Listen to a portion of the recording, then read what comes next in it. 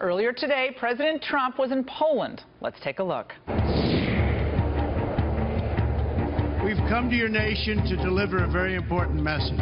America loves Poland, and America loves the Polish people.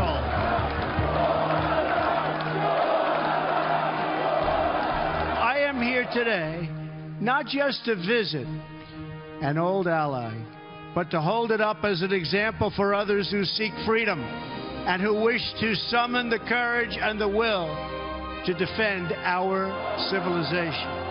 What CNN did was unfortunate for them. As you know now, they have some pretty serious problems. We want to see fair press. I think it's a very important thing. We don't want fake news. We urge Russia to cease its destabilizing activities in Ukraine and elsewhere, and its support for hostile regimes, including Syria and Iran. Not only must we secure our nations from the threat of terrorism, but we must also confront the threat from North Korea. I don't draw red lines. President Obama drew a red line, and I was the one that made it look a little bit better than it was. They are behaving in a very, very dangerous manner, and something will have to be done about it. And I declare today for the world to hear that the West will never, ever be broken. Our values will prevail. Our people will thrive, and our civilization will triumph.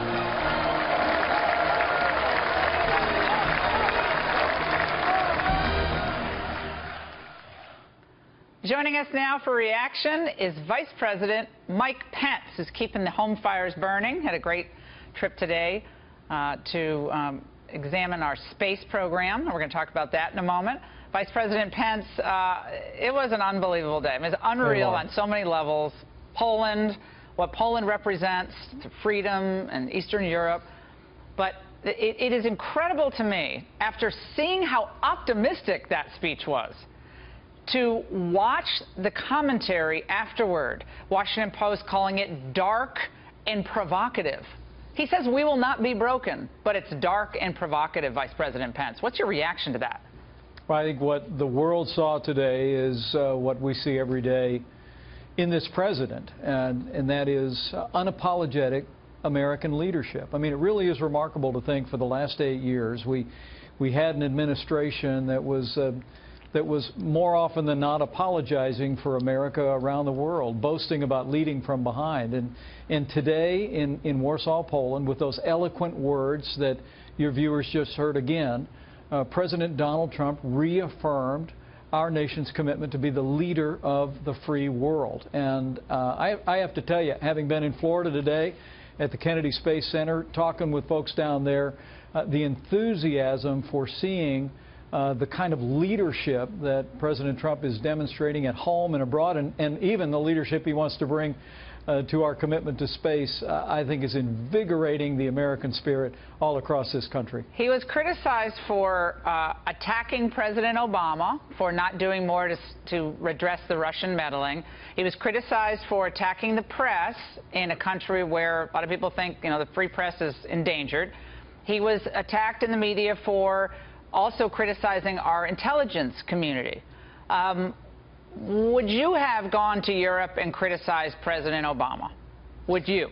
Well, look, this president is always going to favor the media and the public with candor. And in the press conference that took place earlier today, he responded to those questions. But I think looking at that speech in that historic square in Warsaw, you saw the president lay out a vision for the West, in his words, a commitment of will that will never back down to the shared values that we in this transatlantic alliance have now shared for more than 75 years. And to hear his reaffirmation of our commitment to NATO, of Article 5, to hear him call on our NATO allies to continue to live up to the commitments they've made to our common defense, and in the same breath to call on Russia the day before his meeting with President Putin to cease their activities, to cease supporting hostile regimes. I just have to tell you, for me,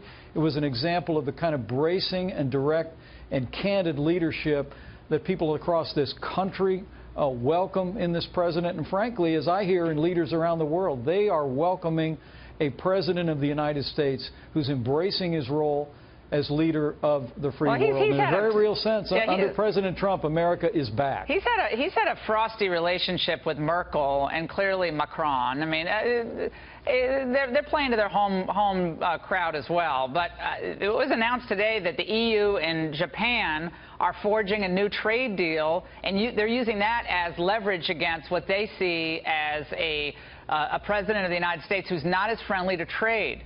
So are they trying to box the United States in, but say, look, you guys want to, deep six TPP and TTIP and all these other agreements? Well, we'll do the same to you. We'll box you out. So they're having their own reaction. Well, what the world understands is that President Trump is going to put America first in diplomatic terms and in economic terms. He's put the world on notice that these lopsided trade deals that have been negotiated by multiple past administrations are just unacceptable. America's open for business, but we want win-win trade relationships. And I think you're seeing the world respond to that. Very good discussions with President Moon, who I know he saw again today in Hamburg, but we greeted him in our nation's capital in the last week.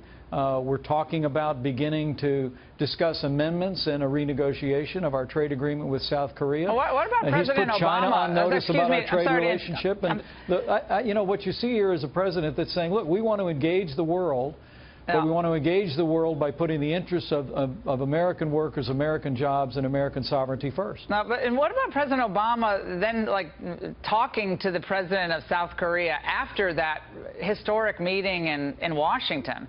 It seemed like we were having another presidential side discussion about trade or about other things.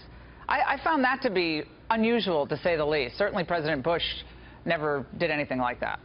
Well, we've been hearing a lot from former President Obama, and I'll leave people to be their own judge of that. What I saw in the meeting with President Moon at the White House was a lot of candor, a lot of direct engagement, and a renewal of our strategic commitment to that country. And I just have to tell you, I traveled Southeast Asia. I was in Europe myself representing the president earlier this year, and what I keep hearing from leaders around the world is how grateful they are that America is leading again on the world stage. And I think whether it was the speech in Saudi Arabia a few weeks back, whether it was that historic speech today in Warsaw, leaders around the world, while we may have our differences, I think welcome a president of the United States who's committed to embracing that role to be the leader of the free world. A weak America leads to a dangerous world. Vice President Pence, it's always great to see you. Thank you for joining us and what you're doing for the National Space Council. We really appreciate it. Thank you, Laura. And earlier